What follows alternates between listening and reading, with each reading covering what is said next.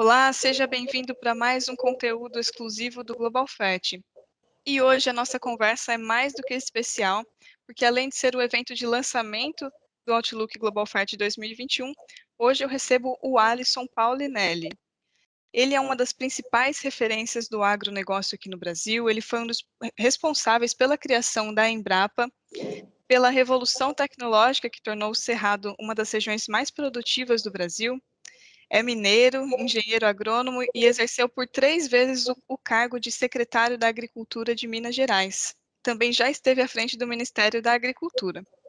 Atualmente, o Alisson é presidente executivo da Associação Brasileira de Produtores de Milho, do Instituto Fórum do Futuro, embaixador da Boa Vontade do Instituto Interamericano de Cooperação para a Agricultura e responsável pela Cátedra Luiz de Queiroz da Exalc.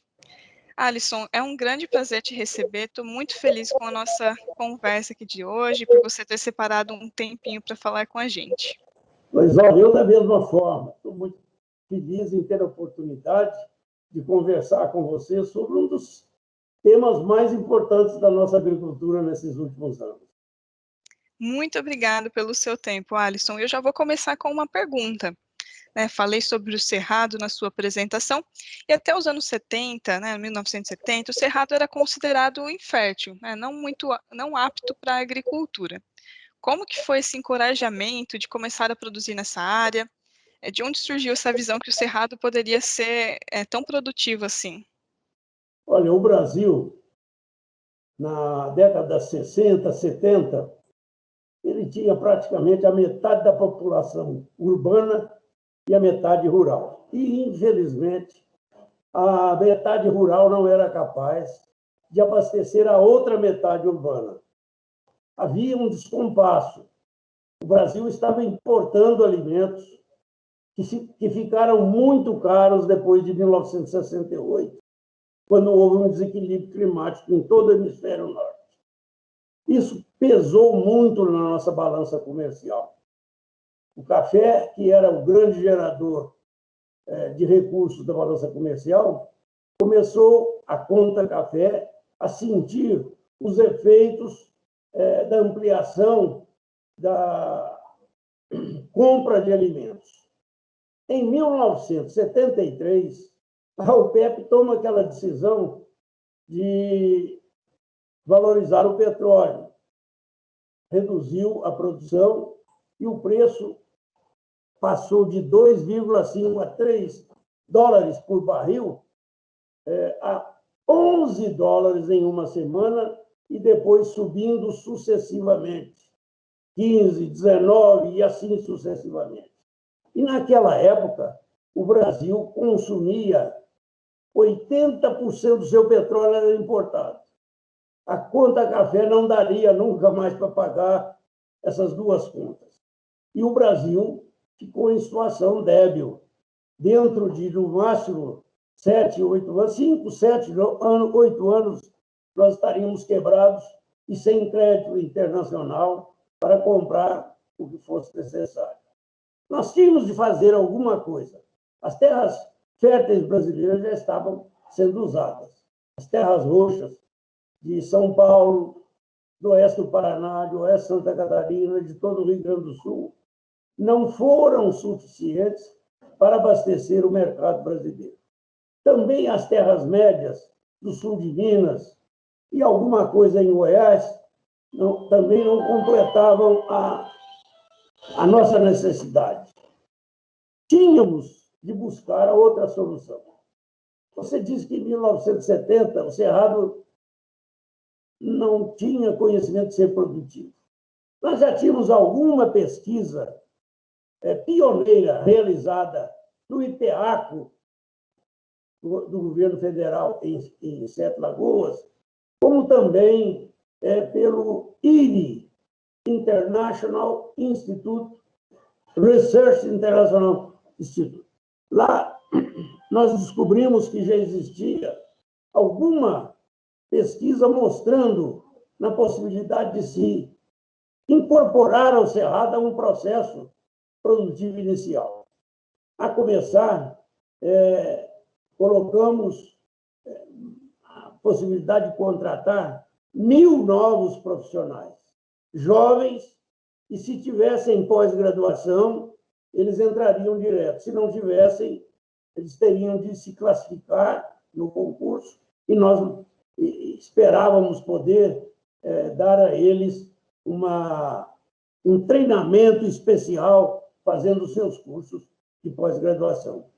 Foi difícil para nós, porque na Embrapa, ainda sem nome, sem o prestígio que hoje tem, apareceram apenas 52 pós-graduados, o que não era necessário para nós. Tivemos de arrumar um recurso externo no Banco Mundial, no valor de 200 bilhões de dólares, e botamos esses 950 jovens do concurso da Embrapa, mais 462 das instituições estaduais e mais 100 das universidades que iriam nos ajudar na integração. Isso deu muito certo, porque esses jovens foram lá para fora com um recado muito firme. Vocês vão lá conhecer a ciência no mais alto grau, mas tecnologia e inovação é no bioma do Cerrado brasileiro. Olha, isso deu certo. Eles trouxeram para cá as últimas informações da ciência e a coisa mudou, porque além da Embrapa ter recursos para integrar todo o esforço nacional de pesquisa, a Embrapa, as universidades, as instituições estaduais de pesquisa e a iniciativa privada, nós conseguimos, através dessa integração, fazer um esforço concentrado, cujos resultados foram muito mais rápidos. E o produtor, tendo de um lado a Embrapa, criamos de outro lado a Embrater, que seria o braço da transferência e da assistência técnica dessa tecnologia, com também um trabalho com a família do produtor. E assim, nós conseguimos, através de um programa chamado Polo Centro, que era um projeto de política pública muito adequado, o produtor se encorajou também a nível nacional de fazer as mudanças necessárias. E fez. Foi muito importante isso, porque em pouco tempo nós começamos a sentir que o Cerrado brasileiro era viável. Tivemos 3 bilhões de dólares para incorporar 3 milhões de hectares de cerrado no processo produtivo para atender a demanda nacional. Foi uma verdadeira explosão que o Brasil teve. Não só contratamos todos os recursos cujos projetos variavam de 8 a 12 anos, como também houve um efeito indutor. No setor agrícola, quando o vizinho usa uma tecnologia, um certo processo, o vizinho vê aquilo, se encoraja e bota seu recurso próprio e começa a fazer também. Para nós foi uma satisfação muito grande. Quando deixamos o governo, verificamos que mais de 3,5 milhões de hectares do Cerrado já estavam produzindo ou em pecuária ou em grãos que o Brasil tanto precisava. Foi um start. Daí por diante, a coisa continuou a crescer. Foi um start importante, né? Como você mesmo disse, pelo que eu entendi, motivado pela necessidade mesmo de produzir, né? Como você falou, a gente precisava aumentar a produção. O mercado interno era ávido. Isso ajudou. Você não adianta querer produzir se não tem o mercado. Agora, quando começamos a produzir, começamos a ver que era possível nós atendermos também o mercado internacional. E a partir de 1980 a 2000, nós agredimos violentamente o mercado internacional com produtos de melhor qualidade, mais baratos e com constância de oferta, porque aqui no Brasil nós produzimos até 3 safras por ano. Veja a irrigação no Planalto Central.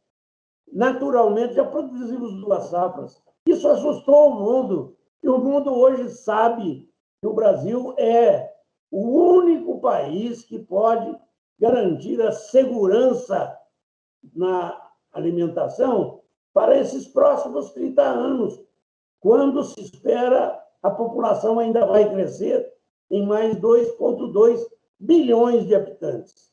2,2 bilhões de habitantes que vão ter muito mais renda.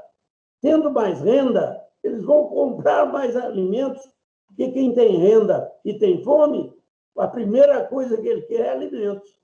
O mundo está esperando que nós precisamos ter, dentro desses 30 anos, uma oferta mínima de 61% a mais da atual oferta para 7,5 bilhões de habitantes que estão na Terra. Você vê, a proporção é grande. Sim. E sabe que o Brasil precisa produzir o suficiente para ocupar 2/3 dessa nova demanda. Ou seja, nós temos que produzir aqui 41% dos 61% estudado pelos órgãos internacionais. E todos nós estamos tranquilos.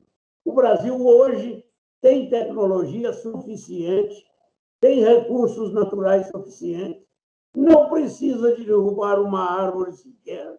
Só com a integração lavoura, pecuária e florestas, que é uma tecnologia que só pode ser usada nas regiões tropicais do globo, e a irrigação, nós atenderemos essa demanda. O Brasil tem áreas que estão com pastagens que podem ser transformadas em produtoras de grãos e aumentar a produção de carne, que também já somos o maior exportador. Olha, é um processo evolutivo que deu certo para o Brasil. Nós temos hoje todas as condições necessárias para isso. Precisamos apenas da demanda e ela vai chegar. Numa história recente, né? Nós já somos reconhecidos como grandes exportadores de produtos agrícolas, pecuária também, né? E uma história relativamente recente. E aí eu queria perguntar, fiquei com uma curiosidade aqui, eu consigo fazer um paralelo entre o desenvolvimento que aconteceu no Cerrado com o que acontece ainda mais recentemente no Nordeste brasileiro? A região Nordeste também já foi considerada imprópria para a agricultura, né, ele tem se investido muito em sistema de irrigação, adubação, cultivares adaptados. Dá para fazer um paralelo com essas duas regiões? Juliana, perfeitamente. Eu sempre afirmei, não é da agora, desde que eu estava no governo. O Nordeste não é problema, o Nordeste é grande solução, por uma razão bem simples. Ele tem sol, solo, água e luz. O ano inteiro. É a melhor área que nós temos. Ah, mas a água é pouca. Não é, não. Basta que haja um interesse de se estudar bem todas as nascentes que lá temos, ver os rios que temos, fazer um estudo não só de reservação da água, da chuva. O Nordeste tem chuvas, ele não é um deserto. Essa água pode depois ser usada na irrigação. Nós já temos uma reservação relativamente grande. Com a transposição do São Francisco, muitas áreas que eram inviáveis passaram a ser viáveis. E o Brasil tem condição, inclusive, de abastecer o São Francisco com a bacia da Amazônia. O rio Araguaia-Tocantins está sendo estudado para fazer a transposição. Ele tem um regime diferente do São Francisco. Quando lá cheia, o São Francisco está vazio. Ótimo! Quando o São Francisco está cheio, lá é vazio. Olha, isso aí, tudo é uma dádiva de Deus que nos entregou, e nós temos que ser competentes para fazer uso disso. Eu vejo o Nordeste como uma grande solução. Você tocou do outro lado, que é muito importante também. É a agricultura preparada para as regiões semiáridas, variedades geneticamente melhoradas para que tenham maior resistência, fazer estudos relativos ao solo, às condições de produção. Eu vejo tudo isso como viável. O Brasil hoje é um dos países que detém a maior importância em toda a pesquisa tropical do globo. A Embrapa é a maior e a melhor empresa de pesquisas em todo o mundo tropical. Isso nos orgulha muito. Eu me sinto tão compensado por isso, porque fui um de que fiz um esforço, junto a tantos outros, para que a Embrapa se transformasse nessa grande empresa que atendeu ao Brasil e pode atender ao mundo. Realmente a Embrapa é algo que nos traz muito orgulho, né, como brasileiros, a influência que eles têm na pesquisa, né, é um suporte realmente fundamental para o nosso desenvolvimento. Você falou, inclusive, sobre melhoramento genético, né, é uma tendência que vem acontecendo nos últimos anos, de variedades de cultivares mais adaptados, com potencial produtivo melhor. Isso, na sua visão, diminui a preocupação com os insumos, como fertilizantes? Isso diminui a preocupação com a adubação ou as coisas são complementares? Olha, diminuir a adubação, não. Pode ser que você queira imaginar o seguinte: adubação química, aquela que você pega a rocha, passa por uma grande indústria química para liberar o fósforo, o potássio, o nitrogênio e tantos outros, porque nós trabalhamos hoje no Brasil com 143 microelementos que nós hoje conduzimos na melhoria dos nossos solos. E isso é evidente que é uma dependência forte da indústria. Mas está vindo aí, Juliana, a microbiologia. Eu acredito muito nela. O Brasil já deu demonstração disso. A doutora Joana Doberein, da Embrapa, foi a primeira a conseguir captar do ar o nitrogênio e incorporar à planta pela presença de uma bactéria adaptada a isso. O grupo dela continua a estudar. Está estudando hoje o fósforo, está estudando o potássio, para que nós, através de processos microbiológicos, possamos liberar de nossas rochas os produtos que houve no mundo inteiro a liberação desses alimentos para a produção agrícola. Aqui no Brasil, as nossas terras são muito mais velhas, são terras menos férteis. O Cerrado brasileiro é uma das áreas mais férteis, mas mais degradada que o mundo tem. Nós a dominamos e conquistamos o Cerrado, que passou a ser a mais produtiva e competitiva. Portanto, nós podemos enfrentar esses outros problemas. O que precisa é haver um movimento partindo de governo, de produtores, de consumidores, de toda a população, dando ênfase aos nossos pesquisadores, da Embrapa, das universidades, das instituições estaduais que estão na falência e, principalmente, das instituições privadas que já estão fazendo muitas evoluções no campo da microbiologia.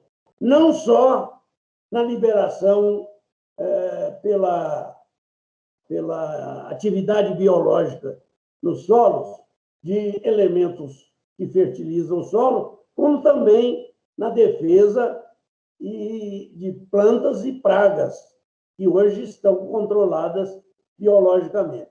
Eu acredito que esta evolução vai ser fundamental. E esta é outra contribuição que o Brasil poderá dar ao mundo, porque um mundo temperado tem a neve, em média, 6 meses do ano. E há uma interrupção microbiológica que atrapalha ter a condução dessa pesquisa permanente, como nós possamos fazer aqui. Portanto, Juliana, eu acredito muito nessa evolução, irei trabalhar por ela enquanto puder, porque, para mim, é a grande evolução que nós vamos ter para produzir alimentos cada dia mais saudáveis, mais naturais, que é um novo hábito alimentar pós-pandemia. Eles querem alimentos mais saudáveis, mais nutritivos e que tenham cada dia característica de ser alimentos mais naturais. Então, me corrija se estiver errada, você até antecipou a minha próxima pergunta, que seria a visão para os próximos anos, né, em relação a tendências desses insumos. Entendo que, pelo que nós conversamos aqui, a tendência é continuar usando a adubação de forma adequada, buscando cada vez elementos de maior tecnologia, mas uma grande tendência é a busca por biológicos, né, tanto fertilizantes, até mesmo de defensivos.